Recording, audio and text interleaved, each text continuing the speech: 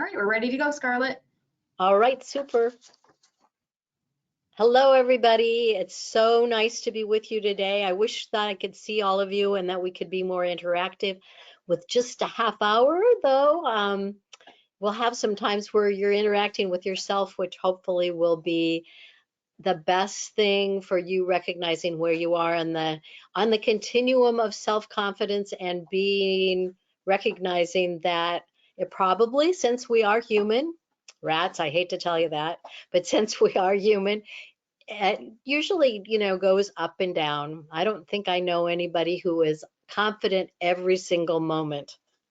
So welcome, and we'll get started. So, as I said, this is a time for you to just sort of sink into yourself and realize who you really are, not those personalities that we created with our thinking about, how do we stay okay in this family? How does our teacher like us better or our peers? This is a chance for you to just sort of sink into the beautiful you that is there when you're in that really loving, wonderful place where you just feel totally aligned with yourself. So, and with the universe or God or whatever we call our spirit. So let's, for all of us, because this is a helpful thing for me to unlock our confidence. So this was a helpful thing for me to think about when I was preparing this PowerPoint and thinking about talking with you. So who decides if we are confident? Is it our opinion of ourselves that we just stick with what we know? And I do think that there are some people who really got it early on and decided, and I would say there are people sort of, but I think that's before I identify some human beings who we all look up to, instead, let's say we can always do that. It's just that we created it in a different way initially. So have you accepted somebody else's evaluation as to whether you were competent or not? And I will say that when I first began doing trainings years and years ago, I sort of based my confidence on the worst evaluation. Now, isn't that silly? Because you don't know how that person woke up, whether they didn't want to be there, whether, what was going on in their head. Because it's always about the other person when they are saying something. Not that we can't get some learning out of that, but we also have to take everything with a grain of salt that other people say about us. So just sort of take a breath and think about on a scale of 1 to 10, how would you rate yourself? And today I think I'm probably putting myself on an 8. I've got to admit I got a little insecure. Johanna and I were talking about how it took me a little while to get on the webinar, and she was saying how when she first started doing webinars, her heartbeat would go up and she would get anxious if she wasn't able to get everything online immediately in the right place. But she said today it was no big deal. Her heart rate stayed the same.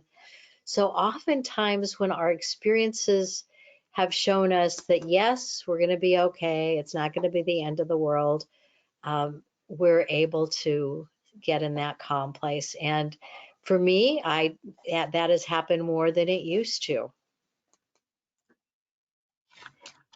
So building confidence and self-esteem begins with our acceptance of the fact that we are human. Because I know when I first learned about the fact that we have more power than we know, then I thought, okay, then I can always be that power. I don't have to go with these insecure thoughts that I've had off and on since I was younger. And then I realized definitely you can become more and more self-confident. However, if if we really accept the fact that we're human and not think that, um, and forgive ourselves when we do human things and sort of love that human part of us, because that's why we're here, right? Is to sort of knock around in the china shop of life and knock a couple things down and straighten a couple things out. So can't we just enjoy and love ourselves during that whole process? So what I believe are the greatest secrets about becoming self-confident. And basically, it has a lot to do with not taking all of these words that are on the outside of the confidence word too seriously. So here comes some of my ideas that I've gotten from friends, that I've gotten from gurus, people who had absolutely no self-confidence that found it. Here's number one. And this is a biggie. In fact, I woke up this morning with some thoughts about me because I lost something important the other day and I was kicking myself. And then I thought, ah, Scarlett, remember, you can't trust your thoughts when you're in a low mood. So knowing that really gives me an opportunity to be more aware of how the low moods are and what's going on behind those low moods. So I'm going to tell a story of Sydney Banks and my friends Deborah and Bill, just quickly. Sydney Banks was an enlightened man and still human, so still would get angry sometimes, still would, his insecurities would pop up, but he thought that he was really an insecure human being because he was raised in foster care in Scotland.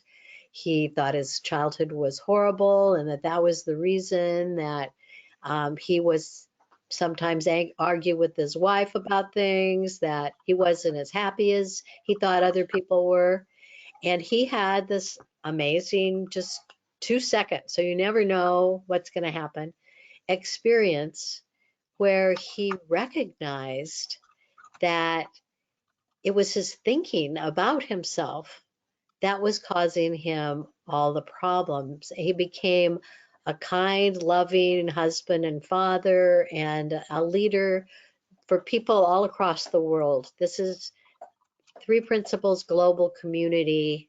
So it's 3pgc.org, and you will hear from people all over the world, thousands and thousands, probably millions of people who their lives have been better by listening to Sid or from some of Sid's followers. So my friend Deborah and my friend Bill. My friend Deborah lives here in Des Moines, and she was in and out of depression for 50 years. And she thought that it was just something that she'd inherited because other people in her family were depressed. And she read this one, number one, that you can't trust your thoughts when you're in a low mood. And she realized, good grief, I'm in a low mood so much of the time. And it totally shifted her life over. And she continues to be happier, live life in a better place. And there was a friend of mine who said, Deborah is one of the sanest people I know, which is what a cool thing when you've been in and out of depression, you've been hospitalized, you've thought that it was never going to be okay, and you found the fact that you were doing it to yourself with the thoughts that you were causing your low moods. So Bill, I think I've talked about him before, is a psychiatrist who by age 40 had been in depression a lot of the time. And when he listened to Sid at, I think he was probably 41, 42, he realized, oh my goodness, I've been making the outside world my problem, why I'm not okay, because of this person, because of that situation. And when it really has to do with how I decide I'm going to look at that situation. And he continues to, now 80, continues to go around and help people who have PTSD, who are schizophrenic, etc. So there are my friends, Sydney, Deborah, and Belle. I had the privilege of meeting Sydney in Canada many years ago. Just a kind, regular, everyday kind of guy is how he seemed. So, number two, true confidence comes from within us. It's not really what others think of you. We do know people who go through life and don't always evaluate, well, what would my mother say about this? What would my best friend say about this? Oh, I have to, fulfill that person's expectations. And the older I get, the more I realize I need, if I am living for myself in a loving way, that's probably more helpful to all of my family and friends and the people that I do, that I can be my best self. But this piece that is right there big on the screen is insecurities are loud and confidence is silent. So for me to get to my best place is to just sort of get quiet or look at the sky or pet my puppy or look at a picture of family members, friends, or think about my significant other. All of those things, or read something, meditate. So I think I've already sort of talked about my Swiss cheese confidence, that it's just not all the way there. I can't say that I have an iron block of self-confidence.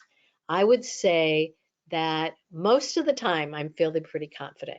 Most of the time I really love and enjoy my co-humans and enjoy getting a smile back when I say hello, but also know, and this is a big one for me, that if they don't smile back, that doesn't mean anything about my self-confidence. That means that, right, maybe they're not smilers, one, or two, who knows, maybe they just got some bad news, woke up on the wrong side of the bed. So it's getting better. I'm hanging more into the solid part of the cheese. But I'm also saying it's okay to be human, right? It's okay to have a little few holes in my self-confidence. That every once in a while, and sometimes maybe it's helpful if I screw up, I need to know that I screwed up and figure out in a confident way how I'm going to go forward, right? Three, embrace and believe in your true self. We all have the power of spirit within us, whatever you want to call that. We all have something that's running our heart and our breathing. And without us even having a thought about how to do that, it is all of us, not just certain people, which is why I didn't identify those gurus, those people who we all think, wow, I can't believe Jobs was able to do all of those things. Excuse me. So it's not, and that's what I used to think. Oh, it's just her personality. It's just the fact that they had a really wonderful childhood and everybody always told them they were fantastic. Not so. All of us have this, right? Why don't we believe this is true? Because we decided at some point in time that we were either, an example, someone told me when I was a teenager that I would never be a leader or that I wasn't a leader right then. And then I decided, well, I guess that means I'm not a leader. And the universe has showed me that when I lean into myself, that I also can be a leader, that I'm not always perfect when I'm leading, and that I love having co-leaders to help going through that process. But that's why we don't believe is we've got some belief, some thought we've been thinking more than we want to think it, and we've decided it is true. So there's another low mood of, pay attention to what your thoughts are when you get sort of in a, oh, I can't do this, or it can never be that. Never say never, right? 4, Know in your heart and mind that the past is over. Practice being present. Like that teenager who told her, why allow that back into my present? Why take this special, this very precious moment, this time to be with all of you? Why let that cause me to get out of that beautiful moment that is right here? Letting go of past. It might not happen right away. And then again, it can happen in an instant. So it's just a process of, oh, I'm living in a memory that's not giving me good vibes. Like it's okay to go back to a wonderful memory of something that gives you good vibes. But then don't go to the thought that might come after that, like, oh, that will never happen again. Oh, I'm so sorry that I'm not with that person now. Any of those things that can cause you have a really good feeling about a memory, and then you take that thought to a not such a good place. So bringing yourself present. A woman that I met just last Saturday at a workshop said the way she does that is she says, and I think this can be helpful, where are my hands now? So when she says that, it brings her back to recognize that maybe her thoughts were going either into the future, either into worry or whatever. It can bring it right back to where she is now, and then she can appreciate the present. Remember, a belief is just a thought you keep thinking.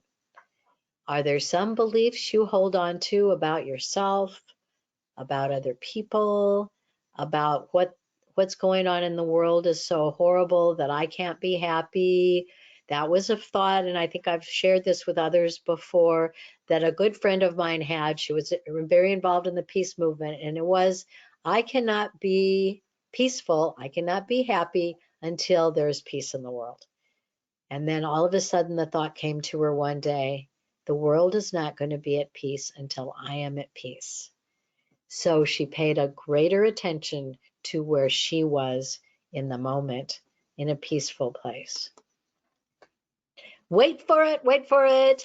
Confidence is a skill, right? And that's what they're telling us, that this is not just something that Jill has or that Peter has or that Jamal has. This is a skill that we can hone. It can become our very own, that confidence. And we can just take little steps, right? We don't have to say, okay, I'm not feeling confident today, so tomorrow I will be confident. I can just say, in this minute, I am confident. So here's some tips, and I've mentioned a couple of them before. Tips to rewire our inner life and expand our self-confidence. Looking at a picture like this can bring me straight into the present. So get quiet. Meditate, take a walk, develop that relationship with your inner self, and sort of listen as you go to that quiet voice that's telling you what the next step is.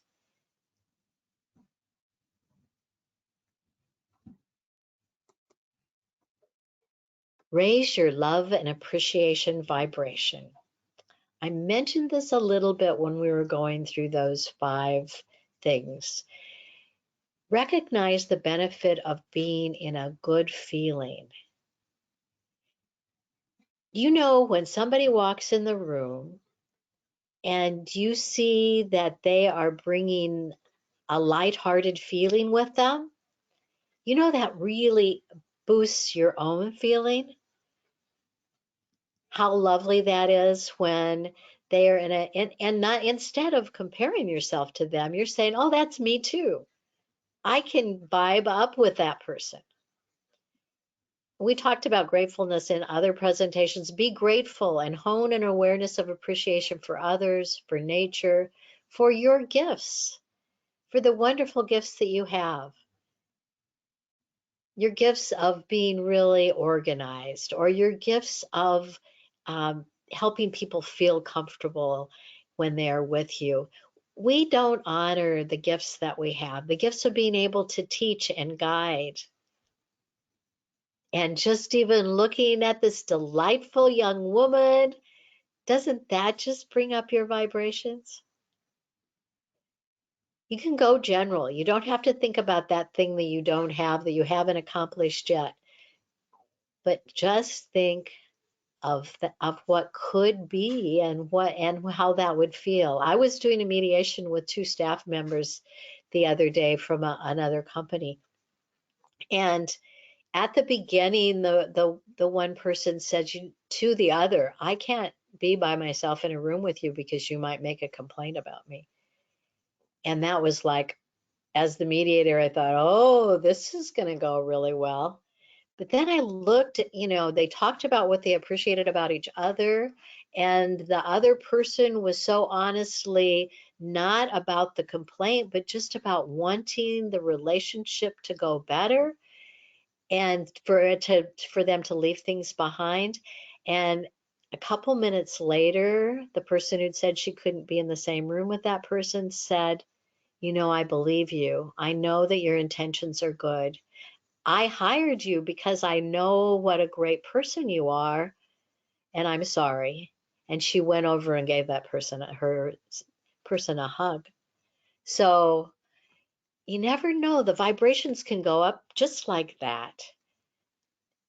And it wasn't something I did. It was because they started to go into who they really were instead of those fearful places. Realize the joy of completing a task or goal that is important to you. Now, I asked one of my sons, who I see as very self-confident, I said, "So what helps you feel more confident?" And he said, "I like to set goals, and when I reach one of those goals, that just increases my self-confidence." Sort of like what Johanna was saying, when I have seen that I've been able to get the webinar up and going, even if there are a few little problems at the beginning, and I feel confident about that. So think of, just even completing a task that you've been maybe procrastinating on a little bit can really boost your self-confidence. At least it does mine. To read something inspirational, to remind myself that we're all human, to learn a new skill, like doing webinars has been a new skill for me, being a little bit more in tune with how things go for my technology, complete a work project, and then celebrate yourself. So this is something, Tina Nichols is a inspirational speaker. And so she found herself in a really low spot where she was being diagnosed as depressed and they wanted to give her medication. And she said, "Give me 30 days," because she had a belief this was not who she was, which was really helpful. So she said, "Lisa, I'm proud of you for," and she named 7 things. She looked in the mirror. "Lisa, I forgive you for," and she named something that she was continuing to give herself a hard time, feel guilty about. And then she said, "Lisa, I commit to," what you're thinking and feeling. And make sure that, and do this for 30 days in a row. I've just started. And so this is a work in progress to see if this will be something that will also continue my vibration to be higher and increase, maybe fill in one of those holes in the Swiss cheese. Read and listen to gurus on happiness and self-confidence. Books and YouTubes about that. I gave you that website a little bit previously, and there are all sorts of other people. Abraham Hicks is a really uplifting person that talks about the vibrations and how what we're vibrating we create for ourselves. And the guru of your choice, whoever it is, whether it's someone in your faith community, whomever gives you, helps you connect with you. Not that they're giving it to you, but you are finding it within yourself. And I think that's an important part. So never forget who we are, that we are ever more powerful than we imagined at all. That there is a rainbow inside us that we can access whenever we want to. And to forgive ourselves for those times when we forget that, because you're human. Appreciate who you are, that beautiful, beautiful being that you are, and see if that can unlock your self-confidence. We do have just a few minutes left. I don't know if anybody has any takeaways that were most helpful to them, or if you possibly have a question. Johanna, is it possible for people to comment in the chat? Yeah, you can use the chat feature, and then I can moderate that back and forth. So if you do want to ask a question or just leave some inspiration behind, go ahead and use the chat feature. That would be great. And while we're waiting for people to do that, we can just go through, I don't know if this was your last slide or if we have the EFR slides next, because I can kind of go. There it is. Yeah, all right. So I just wanted to remind everyone on the call that if you have benefits with employee and family resources, you have access to 24-hour phone support with master's level clinicians, and you can have in-person or virtual counseling sessions, virtual or telephonic financial and legal consultation, elder and child care resources, identity theft resolution services, and life coaching. So all sorts of benefits. It's really a lot to go into in this short amount of time, but you can visit our website, efr.org, and read more about those benefits. And of course, you can always call our 800 number, 800-327-4692, if you'd like to learn more about your benefits or start using them. The other thing I want to remind everyone of is that we do monthly webinars, and Scarlett is our February webinar presenter, so you'll get to see Scarlett again in just about a month, and she's going to be doing love languages that make you and others feel loved, and that is on February 14th, and it's not a coincidence I chose that date because I think that oftentimes we focus so much of our energy on other people and finding love and you know, having kind of that fairy tale love, that why don't you just, you know, make yourself feel loved, and you can make others feel loved. But I thought that that would be a fun topic for February. So that is our upcoming webinar. And we have a podcast. It's called Emotion Well. Please find us on our website under the Stay Connected menu, or you can find us in Apple, Google, and Spotify podcast players. I will go ahead and read some of the things. Oh, okay, great. We have several comments. All right, we have someone saying, I like the Honor Yourself for 30 Days challenge. I think I'll try that. Another person saying, I'm definitely going to use those affirmations that Lisa Nichols suggests. Several people saying, thank you. I found this very, very helpful. Great info and reminders. Well done. I like the reminder to celebrate after completing a project. I want to do this more with myself, my daughter, and my staff to help build confidence in myself and others. And then I really appreciate the advice and reminder that the past is over. I hope to grow in assessing what I'm believing when old thoughts define me when I get in low spots. Thank you.